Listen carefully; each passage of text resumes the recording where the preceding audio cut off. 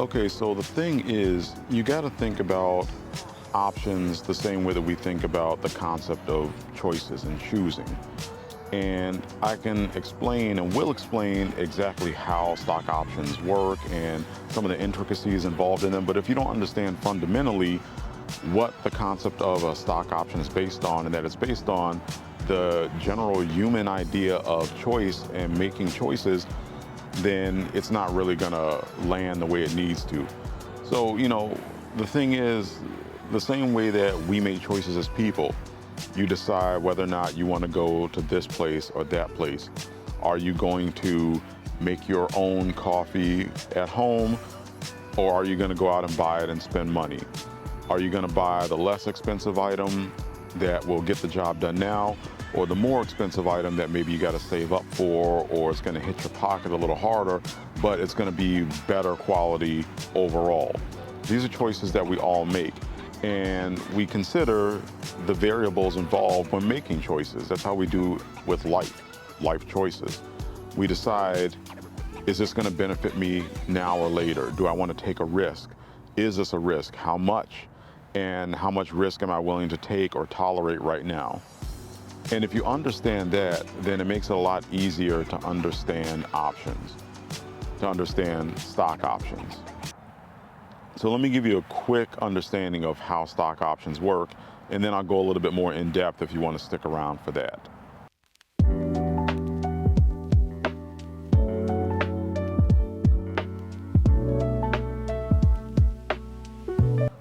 All right, so let's go into exactly what stock options are.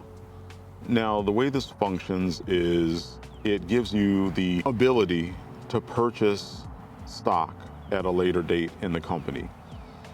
And what makes it special and unique and attractive to people who receive stock options is that you are able to what we call exercise the option, meaning actually use it and do something with it at a later date. But you can purchase the stock at the price the stock was when your option was granted. So to put this in perspective, let's think about a situation where maybe you have stock that is worth 10 cents per share today. Maybe it's a newer company, a company that's not performing very well, but they have some things on the horizon that may change that, or whatever. And let's say you're an employee in that company and you understand and maybe you believe in that. And the company decides to give you 50,000 options, and that's to entice you. Maybe they're going to pay you some money as a salary, and then maybe they're going to grant you some stock options as well to sort of sweeten the pot a little bit. Now, the way this works is, let's say that you work for this company for several years and your stock options vest. You get a little bit for every month that you work at the company. And now all your options are vested, and the company is going public, or maybe it's being acquired or something else. And you decide that now's the time to exercise that stock option because those options that you were granted before, maybe now they're worth $1 a share. Maybe that's what the actual stock is worth today, which means that you can exercise all those options at the original price that they were granted to you, the price of the stock on the day that the option was granted to you. But you get to sell it for the price that the stock is today.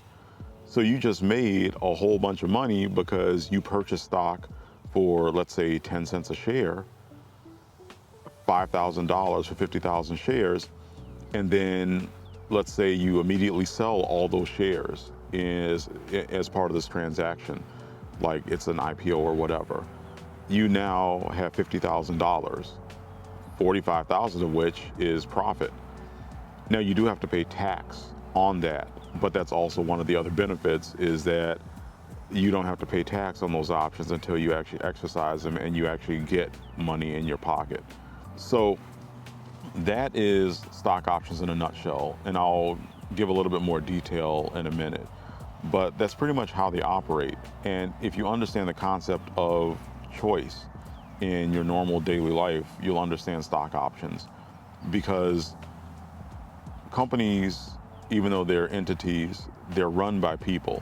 And people make decisions, and they make decisions based on human nature very often. And when you're making the decision to grant someone stock options, that's a choice that you're making where you're considering the value this person is bringing to your company. What are they going to do that's going to make the company improve to the point where it is valued higher than when that person came along? And if you're the person receiving, you have to decide, are these options good enough to entice me to work for this company? What is the trade-off that I have to give? Will this be worth something one day? Do I believe in this company? And of course, when it's time to exercise those options, you have to think to yourself, is this a good time to exercise? Could it possibly go higher?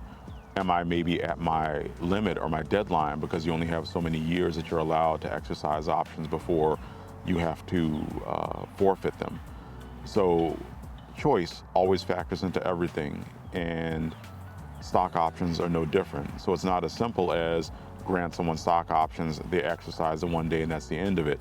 There are a lot of things, if you're a company granting them, or if you're a person receiving them and one day potentially exercising them, there's a lot you have to think about before you make that decision.